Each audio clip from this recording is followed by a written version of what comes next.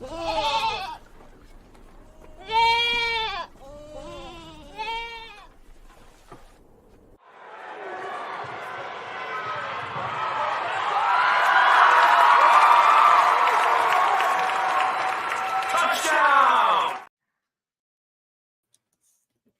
what's up, fam? Welcome back to the Two Goat Show. We're your hosts, Miriah and Steph. Steph, how you doing? Happy Thursday. Happy Thursday. I am good. I am great. It's been an awesome week. You know, our team is 5-0. I know, Miriah, you're a Aces fan as well, and they're 2-0 right now in finals. So we're feeling great, right? Yep. Aces, man, they came out last night and destroyed. Like, there was a point where I think it was up like 20 something to 2 or to 4 or something. Like, it was crazy, and they didn't let off the entire game. So yeah, it's beautiful. Now they got to go to New York. Hopefully they're able to sweep them. I keep calling it everybody's New York darlings because, you know, this like the media hype around New York is crazy. So I really hope the Aces can put it to them. But yeah, fam, what's up? Hope everybody's doing great out there. It is great to be 5-0. It was great to destroy the Cowboys the way that we did. Before we get into that too much, though, I know that you made the trip to Santa Clara and was at the game. So share that with us. How did that go? How was your time? I mean, it was incredible. I knew that there was going to be that playoff energy in this one, which is awesome considering it was only week 5, but just given the history of these two teams, all the talk going into it, and it felt pretty high stakes for both teams going into it. So yeah, I think the faithful showed out. There was like a decent number of like Cowboys fans there, but nothing that would be enough to like drain out 49er fans. We were loud as hell. Like I could hear like my ears were ringing as we're like yelling on like third downs and whatnot. It was just awesome. And the 49ers gave us a reason to cheer for the entire game pretty much. So I definitely appreciated that. Yeah, I bet that was a electric game to be at. I've had the biggest case of FOMO ever because, you know, and that's with every game. I feel like on the road, you know, every game like I see pictures of the faithful out there having all this fun. It's like, man, I wish I was there. You got to go out to one. Yeah. Soon. Make it happen. Miss Debbie said the Cowboys fans left early. Yeah, they did. I'm sure, you know, I wouldn't, if I was at an away game. Well, I don't know, because I'm one of those people where, you know, if I pay for a ticket and obviously pay for the trip and all this stuff, like I'm not leaving the game early. Like I don't care if we're getting our butt kicked, but yeah, see, that's the thing. It feels it's by different. 30 points. Yeah. It's different when your team is like, you know, getting humiliated in front of, you know, the other fans, and you have all these people cheering around you. It feels obnoxious, right? As a fan. But yeah, I don't blame them. You know, that Bay Area traffic is something else too. So maybe, you know, maybe they just wanted to beat the traffic a little bit too. So I named this episode, you know, is the duo at linebacker that we're seeing right now. Is it the best that the 49ers have ever had? You know, and I think this has been a question maybe, you know, back that we've been having for the last couple years, you know, but I think this season it seems, you know, Greenlaw has even taken a next step. Fred is just unbelievable. Like the things that he's able to do on a football field. Like, I don't know if I'm sure you saw that clip that was going around this week and about how like Fred's like 4 players at once or 5 players at once. And it had like every stop, like, okay, he's, you know, disrupting this lane. He's doing this. You're doing like, he's like able to do so many things like on one play. It's so crazy. And the two of them are just been unbelievable. So I wanted to get your thoughts on that. Do you think, you know, that this duo has come to the point where they're at or surpassing Bowman and Willis, or do you think they still have a ways to go? And if so, I mean, what more would you want to see from them in order to take that next step over those two? I don't think they're there yet, right? But like I think it's definitely to that point where you can start having the discussion. And it's no disrespect to like Willis. Like I hope people understand that. I know that the topic is sometimes a little touchy because there's a lot of love for what Patrick Willis did, and Navarro Bowman as well. And so it's to me, it's not really like a debate for arguing. It's more so a debate of appreciating like both tandems and what they're able to do for both teams, right? And I had talked about this early in the week in my podcast, and so like I did put together Patrick Willis and Fred Warner's uh stats Mhm. I together. didn't even know that you had talked about it. Yeah, yeah. I saw other people like talking about it too. Let me see if I can just throw up the hold on. If it's slide 6, if you throw that up, Miriah, Okay. that's Patrick Willis in his 8 seasons, his stats, and then on the right it's Fred Warner in his 6th season right now and counting, right? It feels like Fred Warner is going to surpass 8 seasons, Hmm. I guess. Hopefully, right? Yeah, I mean, I guess you don't really know, but as of right now, it looks like he could play for a while longer. Um, so yeah, I mean, if you look at the tackles, Hmm. Willis had 950 tackles, Fred Warner 731. So again, he's on his way, right? Like I don't know how many tackles Warner's averaging per year, but if you look at those two numbers, they're about 2 years apart Hmm. in, having equal seasons. I think Fred Warner's on his way. And another thing I'll point out, obviously, it's hard to quantify the impact of a player just based solely on stats. That's Right. one. And another thing is it's kind of two completely different eras of football and linebacking. In as a whole, I think the linebacker position has changed quite a bit since then. While it doesn't seem like it was that long, I believe Willis it was 2007, I think, when he Wow. retired or something like that. So, Damn, it don't yeah, seem like it's been that long. But man, yeah, it right. has, huh? So I let me double check before I, misspeak, but yeah, it really doesn't seem like it's been that long, but like I said, like the linebacking position has changed a bit since then, where now you're seeing more of these like hybrid linebackers or guys that are safety converts. They're more sideline to sideline. They're speedy. Oh, sorry. Wait, Willis. This is why 2007 was in my head. That's when he won Defensive Rookie of the Year. Oh, That's not okay. when he retired. So 2007 was his first year, Patrick Willis, and then he played Okay. 8 seasons. And then I'll also throw this out. Willis is a 7-time Pro Bowler, 6-time All Pro. He was in first team 5 times and second team once. And so to me, like the conversation is more so about Fred Warner and Patrick Willis. I don't really think that Dre Greenlaw is on the level of Navarro Bowman quite yet. Although, like, I didn't get the chance to put their stats side by side to make that argument, but Hmm. it's just a feeling I have. I Yeah. don't feel that he's on that level. Now, as a tandem, I do feel like Greenlaw is he he matches Fred's energy very well, I would say. And so yeah, that's where I'm at. Sorry, like I feel like I'm rambling, but No, yeah, I that's don't good. think I think it's fun conversation. It's Hmm. not to like, have any diss at those guys because obviously they were great and they I think changed the position, certainly changed the way we view like the linebacker position in San Francisco. So we've been fortunate enough to have so many Yeah, great 49er linebackers. I think about Chris Borland as well. He I looked like he know, could have been man. really good, man. That I still was so bums me out. excited for him. He was Like that, I he's felt been like that broke my heart when he announced that he was retiring after a year. It was like, are you kidding me?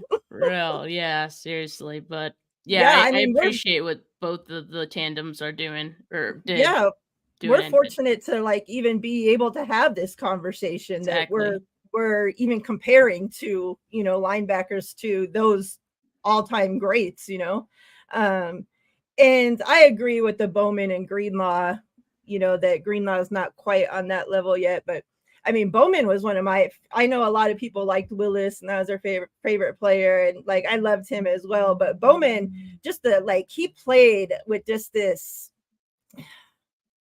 like, I don't even know how to explain it, but I feel like when he was on the field making plays and stuff, like, he brought a feeling like that you could feel at home, like on your couch, he just like was like an electric player. Like, I don't know, like just this, I don't know. I don't know how to explain it, but it's just like when he was on the field, like I felt like there was like, I always had confidence that a play was going to be made on the defense. It didn't matter how, the other team, they could have been up 30 points, but if Bowman would have been out there on the field on this play, I know that, okay, I feel better about it. It was just a confidence I had in him specifically, even though, there was some shitty teams and defenses that he was on. It was just like, I don't know.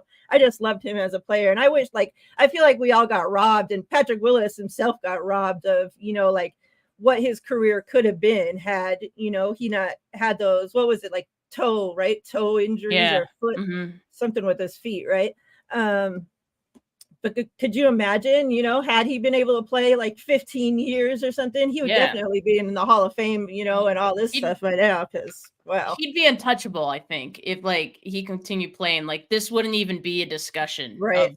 I think, because that's how good he was and how dominant he was. But yeah, because he didn't play quite as long, it's like, oh, like Fred, might be on that level, right? So yeah. Me and TL, what's up, TL? I see you in the chat as well. We were asked this question from the chat yesterday on our show, and so I wanted to ask you and see what you thought about it. And it was, is this the best, all fully rounded 49ers team that we have seen? Because I didn't start watching the team till maybe a little before like 2010, around that era, like the Mike Singletary and all that. For me, it's an easy yes. But I know in talking with other fans who watched the '94 team, right? they kind of, I think they're having a hard time still like putting it above that one. But it's close, is kind of like the sense that I get from hearing from them. So for me, yes, it's easy. But for them, I think that '94 team is kind of comparable. Yeah. I was having trouble, in my recent memory as well. And of course, I haven't been watching as long as, some people have either. But I think in my recent memory that it is as well. And, Bosa was asked something about the offense this week in his presser, and he had said that, he has a lot of confidence, in this offense. And, I feel like for once, and I love a team that the defense can carry them, that has a badass defense, right? But like for so long, and even with, outside of the Shanahan, time, I feel like we've had that, stout defense. The 49ers have been known for having a great defense, right? Like defense. But finally, we have a team that, the offense can actually do something. It's like the defense don't have to be out there scoring touchdowns and stuff, although it would be nice, but they don't have to, because we finally have an offense that can do something. And it's so exciting to finally, when people would say, oh, this team's just a quarterback away, and yeah, we added CMC, so maybe we were a quarterback and CMC away, but man, the two additions of them has really set this team. Whew, and I think that too, yeah, people might say even back, oh, Montana's team, or, some other teams, the old heads, have comparisons, but I just think, I don't know. And just to be having this conversation after only 5 games, it's crazy, I think if they keep this up the entire season, hopefully, knock on wood, that we have that we stay healthy and can do what we need to do. But a whole season of this, I think there's definitely in that conversation. Kind of around that same thing, Brock, obviously we know it's a small sample size of 5 games, but a lot of the, media now has him in the top 5, quarterback discussion for this season. Where do you think Brock Purdy, is? And yeah, we know the numbers, but based on how you feel, your eye test, you watching Brock Purdy and knowing, the other quarterbacks in the league, where do you personally put Brock Purdy at right now? I mean, I think my answer would be biased, right? Because I only watch the 49ers to the extent that I do, like more so than any other team. Other teams I'm watching red zone. I'm not watching every throw. But I do know the names, and so I put Brock Purdy top 5 right now in how he's playing right now. Like if we're just looking at this season, right?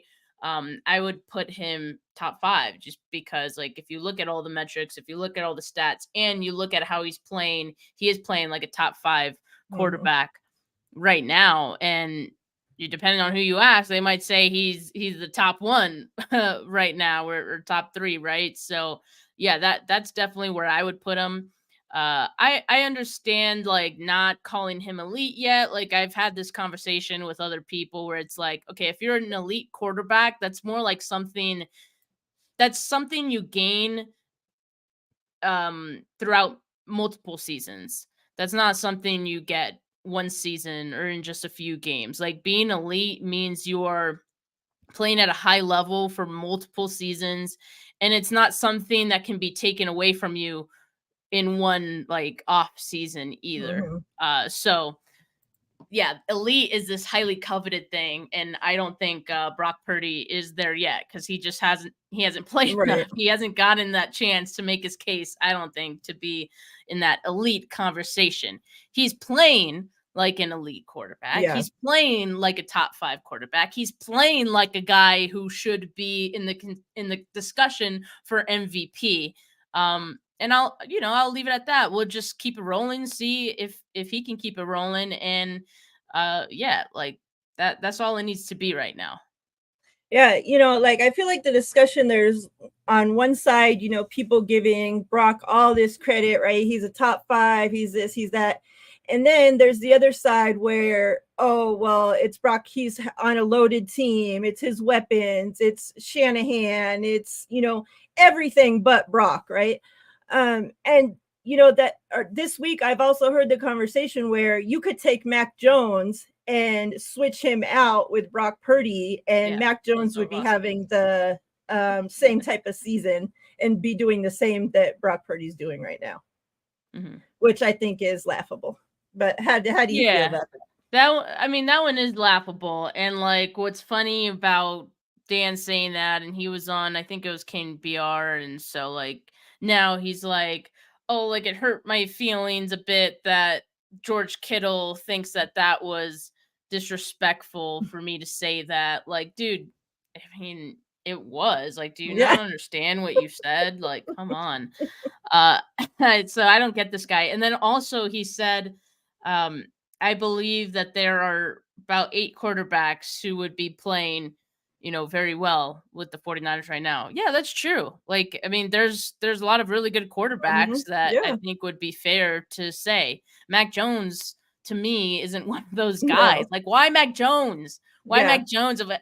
You know, Because he's a to nerdy use white guy that fits in the same well, spot that to me, it's that not just Brock is. that. Like the the what you're saying, what you're implying by saying Mac Jones is that a guy who's not playing so well right now can look as good as Brock Purdy is in San Francisco. Like Mhm. he could have used any of the top, quarterbacks in the league, I guess, to make his same point, but he used Mac Jones. That's the part that makes it disrespectful. That's the part that people are going to push back on because I think what we see Brock Purdy doing, I mean, we've been talking about it. I think it like extends beyond just being the system and all that because we see how well he's playing. He's making these anticipation throws. He's playing with a lot of like a big football IQ, I think is what we're seeing. Like he's very smart on the field. Um Mhm.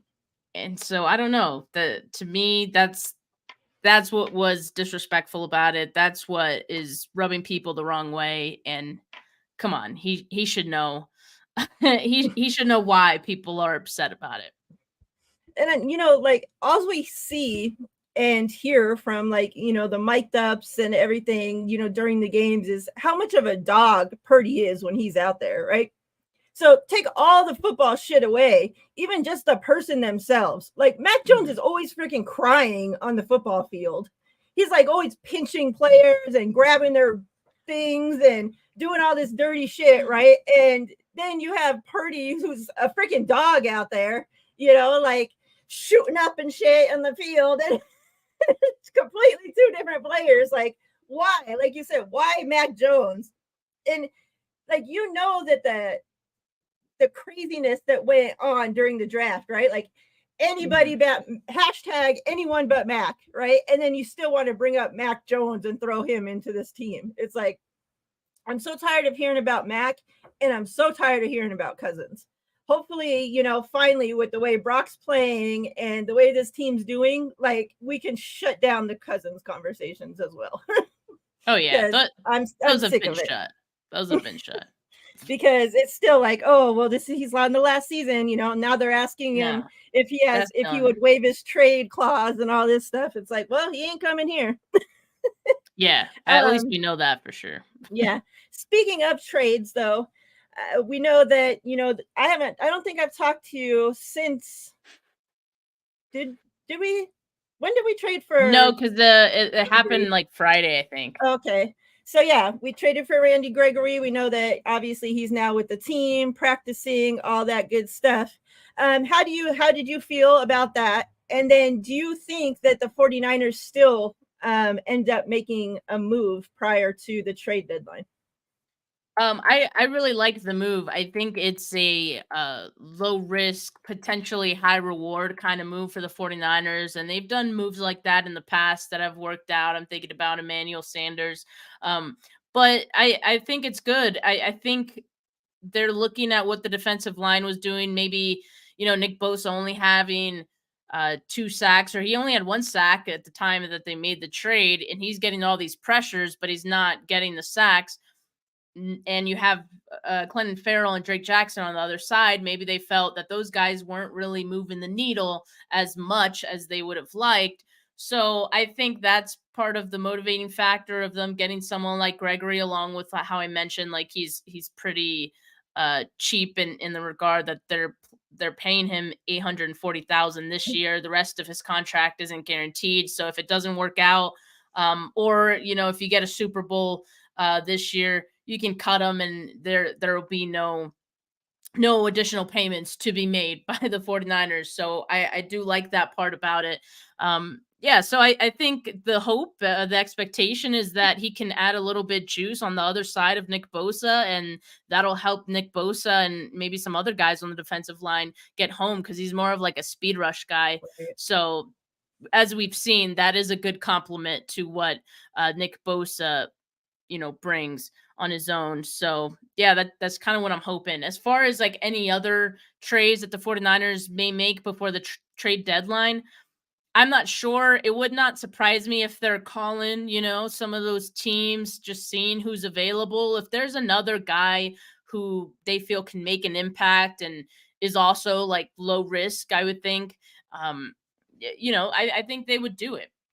I'm not sure I know what position they would target. I think that's the question. Had you told me they would definitely look at an edge rusher, another pass rusher, I don't know if I would have assumed that, Right. when they got Gregory, but I liked it, right? You're always looking at ways to improve your team. They say that all the time. John Lynch does as well. So, I maybe like nickel corner would be one thing I would, sniff around on. It's hard, I think, to find good nickel corners in this league. But if you could get a clear upgrade over Isaiah Oliver, hell, like I think that's a really good spot to target. Yeah. Ty says, why do the 49ers always have to trade for someone? When does it stop? And, like this question went out because the Broncos had said they were trading another, like they're going to either release or trade another defensive line guy. I forget who, but I put a joke out on Twitter and I'm like, oh, do we have room for another one?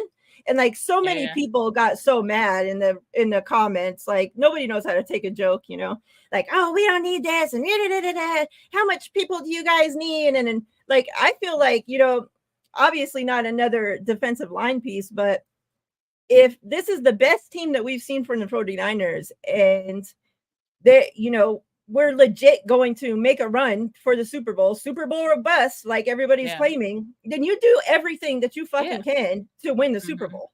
So, Yeah, you know, whether that's trade for a DB and a backup O-line piece, and I don't give a shit.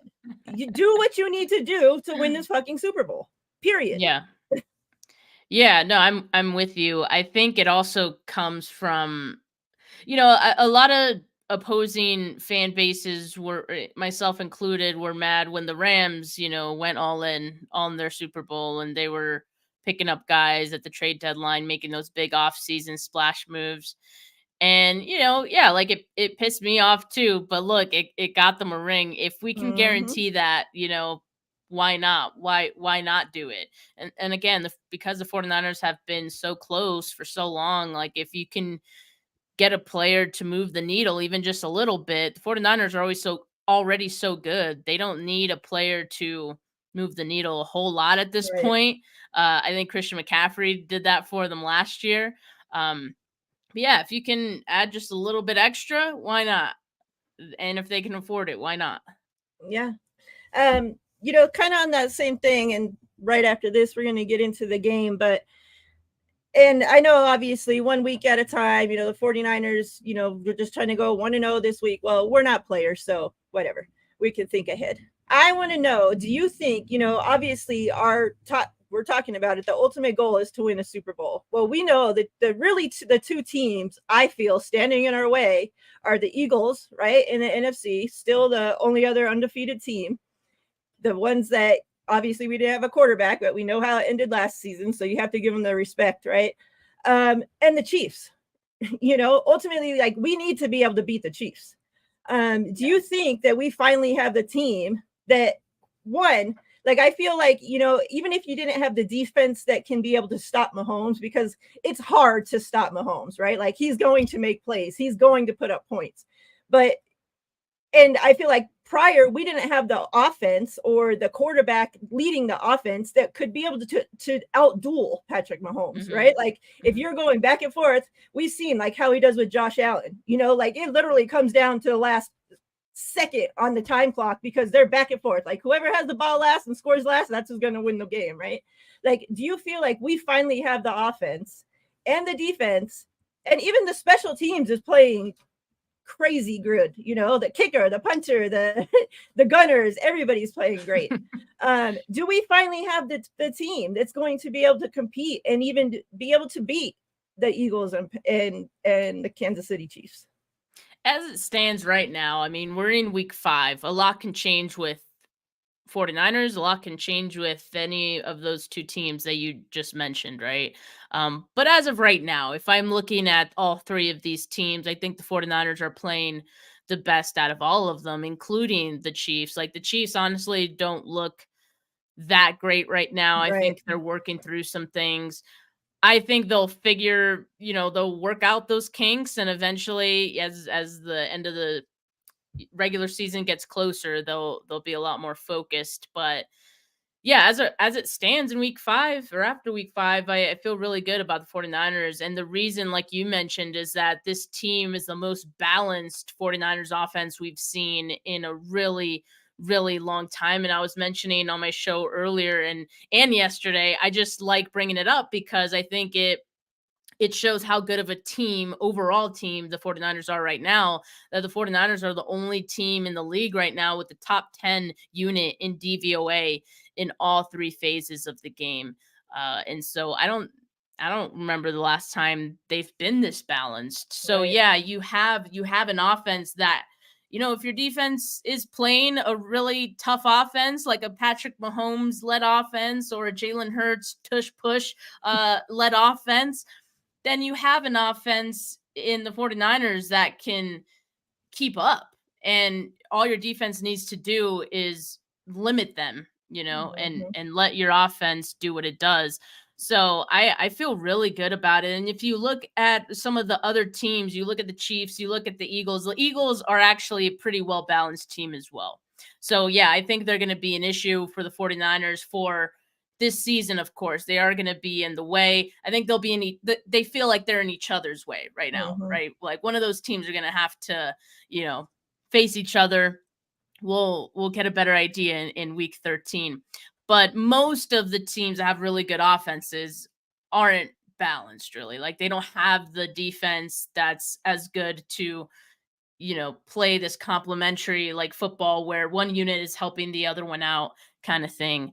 Um, the only team right now that I can think of that's on that level, at least in the NFC, is the Eagles. And I also throw in the Lions, Mariah, because Yeah, I think they're the looking good. Lions look really good too. And I think they're also on like the up and up. Like I think there's room for improvement for them too. So they're dealing with some injuries on the defensive side of the ball, but yeah, I think they're also going to be a problem in the NFC.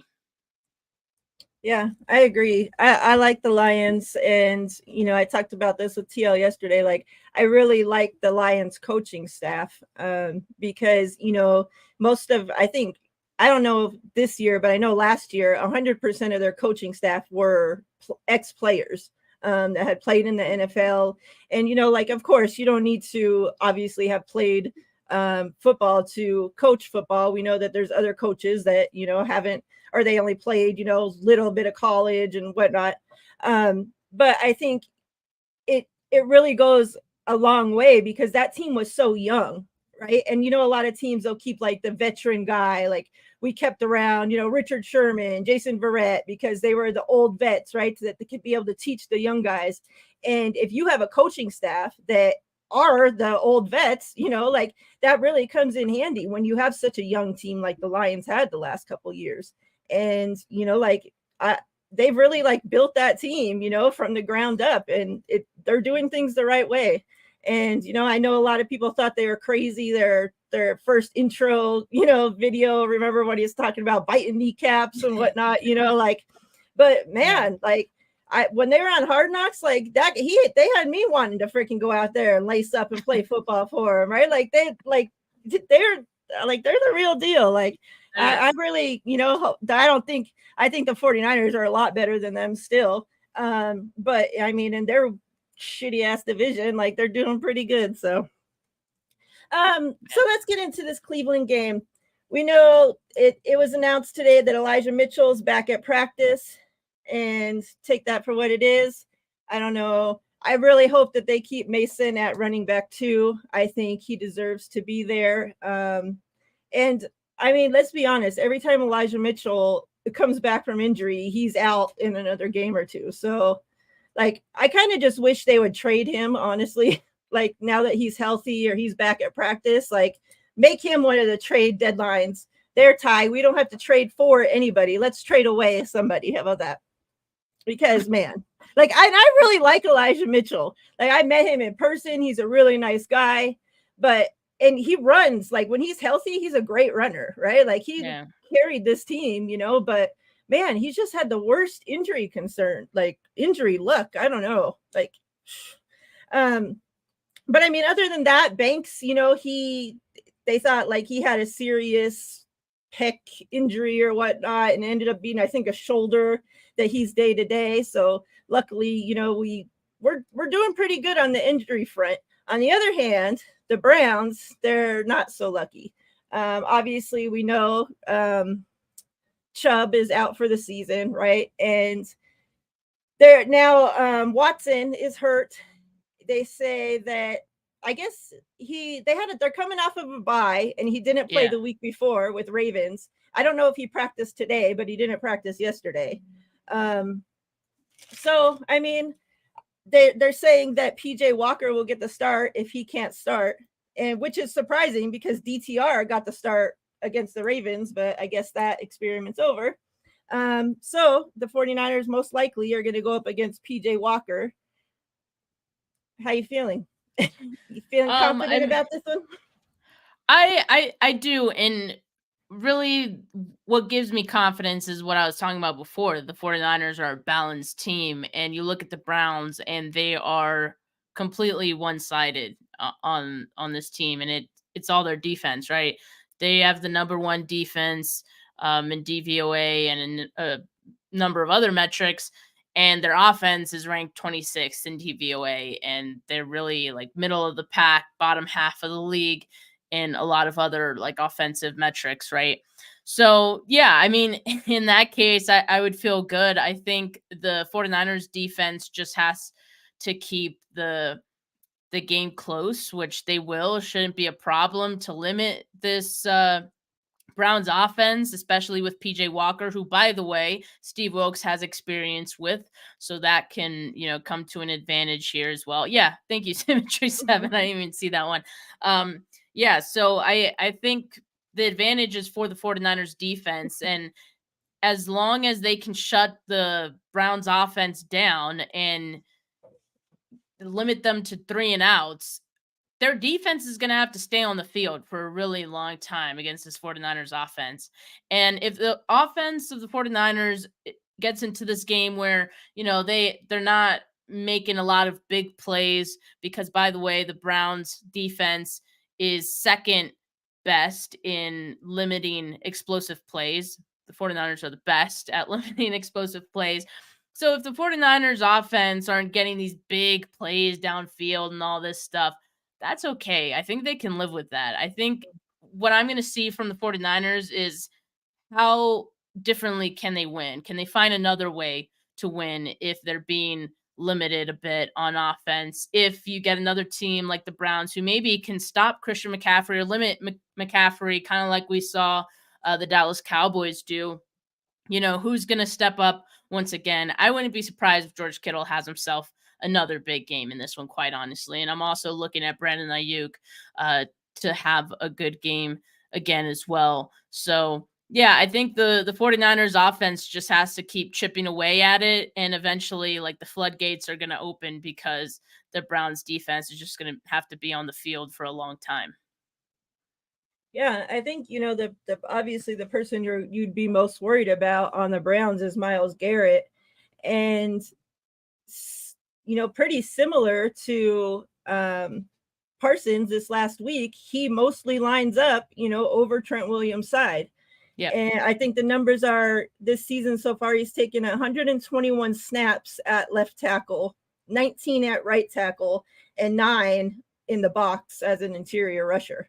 So, I'm really interested to see, if they're going to try to move him around, which I don't know why the Cowboys didn't do that. Like, that's, like, why would you not move, your best pass rusher to the right side and have, that's the weak side of the line? Like, just didn't make sense. So I'm interested to see, if the Browns do try to take advantage of the weak side of the offensive line. Although, I mean, they've been holding up well. They've done, I think the offensive line has done great since week 1, obviously. And that was their, most offensive lines struggle against the Steelers. So, yeah, so I think, if we've seen obviously Kyle, they know how to scheme right around, to help the offensive line. And so I think if they're able to take care of that, we see Brock able, gets rid of the ball on time quickly. I think obviously that's going to help that. And then the Eagles, they were number 1 defense. I mean, the Cowboys were number 1 defense last week. And after the whooping the 49ers put on them, that's why they dropped and the Browns became number 1. So hopefully the 49ers have that same effect on the Browns and we're able to put a whooping on them and drop their asses too. Yeah, I think I respect the Browns defense a little bit more than the Cowboys defense, but regardless, I do think, like I said, the 49ers eventually are going to be able to get some points on the board. That I'm not so sure about, like the Browns offense, right? If they'll get any points. I'm kind of skeptical right now, but we'll see. What's your score prediction? So and I'll just preface this with saying that yesterday I did a show on the PSF app, and I, on the whim, predicted 18-3. And then I was like, man, no, that's not enough. So today I'm saying 23-3. And I'll also add this, that it would not surprise me if the 49ers defense gets a shutout on the Browns offense. Nice. I'm pretty similar on the Browns score. I'm going with 6. I don't think that they are able to put up a touchdown against us. But 23, I'm thinking, is a tad bit low, Steph.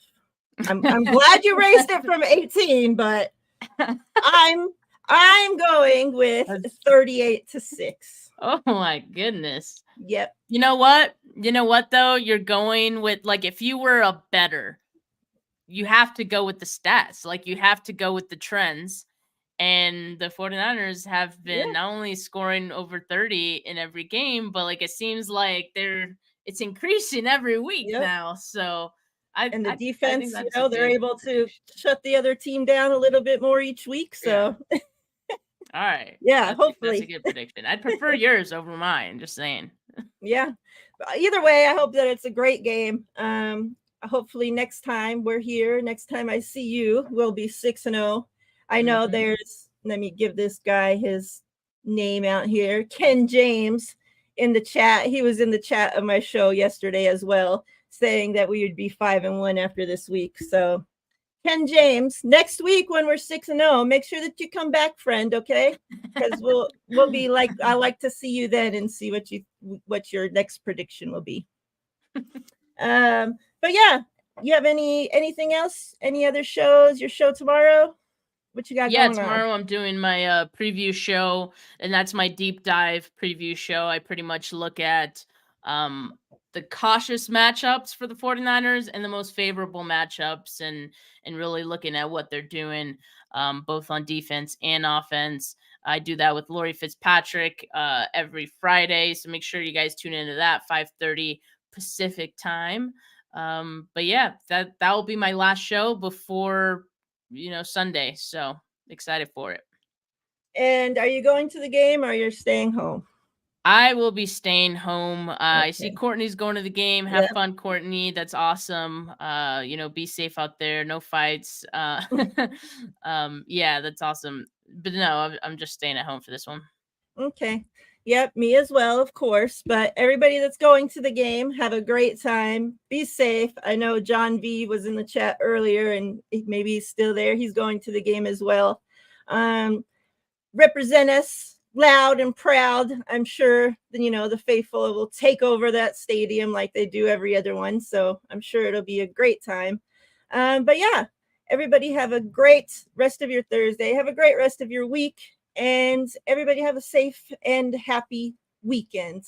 And we'll see you guys next week. Steph, I appreciate you as always. Great show.